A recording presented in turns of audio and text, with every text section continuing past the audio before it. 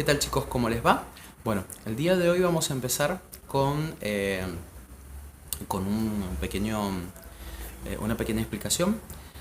Vamos a ver, quizás ustedes en alguna clase de música, en secundaria, por ahí hayan, o quizás si han seguido otra carrera o algo que tenga que ver con la música, eh, hayan visto en algún momento un temita que se llama características del sonido o cualidades del sonido o también rasgos distintivos del sonido. Son distintos títulos que se da a el mismo tema. En realidad vamos a hablar de las cualidades del sonido, las características que tiene un sonido. ¿Y por qué vamos a hablar de los sonidos en general? Porque eso después lo vamos a relacionar con las voces. Una voz es sonido, justamente producido por las cuerdas vocales, amplificado por los resonadores, pero en realidad justamente la voz es un sonido. El primer rasgo distintivo del que vamos a hablar es la altura. Cuando hablemos de alturas nos vamos a referir si el sonido es agudo, medio o grave. Entonces, eso mismo lo traspolamos a cuando hablamos de la voz y vamos a ver de que tenemos voces que son agudas, voces que son medias y voces que son graves. Esa es una de las cualidades del sonido. La segunda es la duración. ¿De qué se trata? Si el sonido es largo, si es corto o si es medio. Con las voces pasa lo mismo. Y nosotros, importante que después ¿por qué con las voces? En realidad con el mensaje o con el sonido que vamos a escuchar. Eso ya lo vamos a ver en un par de ejercicios. De qué forma el sonido, la voz o la producción de la voz puede ser algo largo o corto. Tiene que ver más que nada con este ejemplo que les acabo de dar.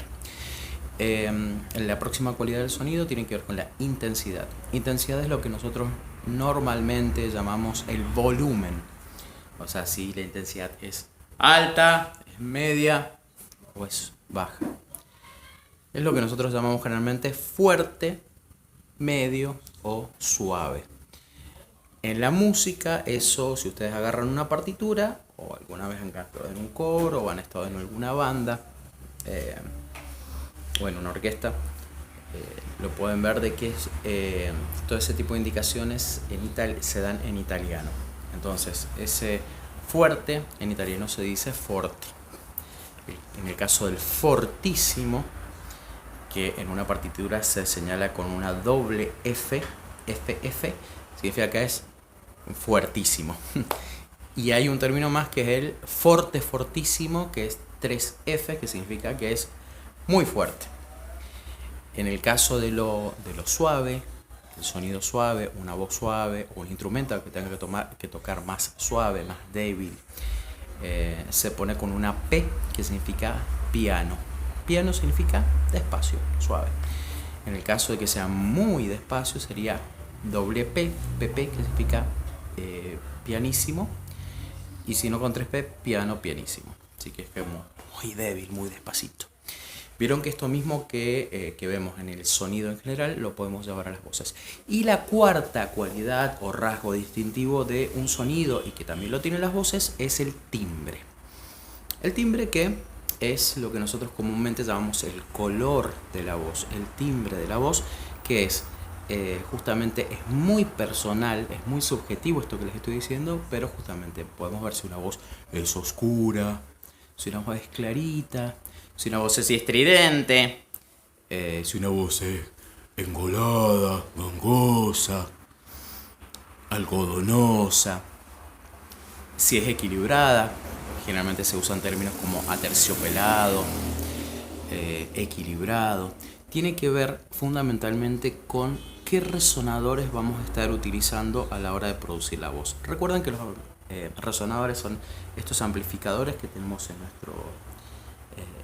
que algunos son de hueso justamente, que tenemos en nuestra cara, nuestro tórax, que son huesos que son huecos y son cavidades. Entonces, si yo uso mucho esta cavidad de acá, seguramente voy a poder lograr una voz estridente.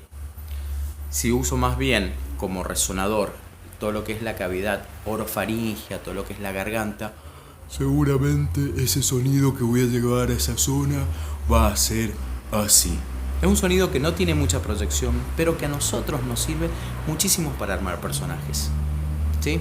Entonces ese es un poquito a lo que vamos a jugar el día de hoy, a usar estos 4 rasgos distintivos del sonido, que son altura, duración, intensidad y timbre, para ir jugando y ser conscientes de eso que vamos jugando. Eso, la idea es empezar a aplicarlo en estos cuentos y estas narraciones que estamos trabajando, y ustedes ya empiezan a trabajar con otros profes en otra materia, con la Coca y con el Josué. Creo que con el Gallo también vamos a estar trabajando eso. Así es que buenísimo, ahí vamos a empezar a trabajar y les voy a tirar un par de ejercicios para que vayan trabajando con cada una de esas características.